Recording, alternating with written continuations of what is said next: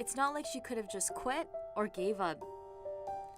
I'm driven, I'm a storyteller, so I follow whatever story leads me, wherever spirit leads me. That moment when you're taken by something so viscerally that it becomes your mountain to move. I went there the first time, and what I saw shocked me so much.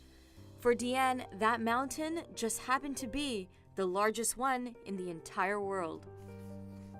I had a very open attitude, and Everest, like I said, because it was filled with these people and their stories and this ambition, I knew no matter how it unfolded, it would be a compelling story. She's not your avid climber, but from a young age, the sense of adventure was there. I think I saw a picture of Hilary and Tenzing in a Nat Geo magazine that I ripped out and put inside my copy of The Hobbit. These two were the first to get to the top of Everest, but before you maybe get to the summit, you start at just under 18,000 feet, or base camp. It's a town without a sheriff. You've got people who come from every country in the world, all driven by the same desire, which is to stand on top of the world.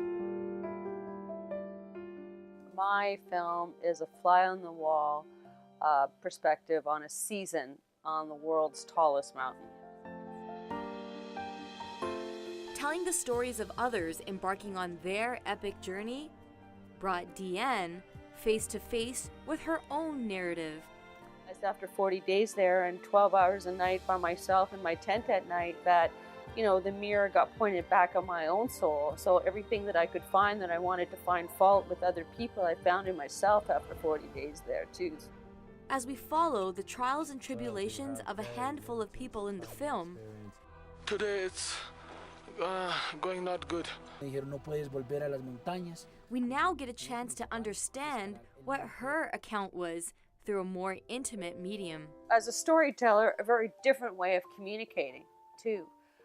And you know, you're gonna spend 40 days on a mountain. I shot 88 hours of footage. I use 88 minutes in my film. So much gets left out. So it's really exciting to have another storytelling medium that you can go back and revisit some of that content. For her, going to Everest was a storyteller's dream, and it brought Dianne right back to what story means to her. I remember reading Aristotle said that a good story is a sympathetic hero on a vital quest against insurmountable odds.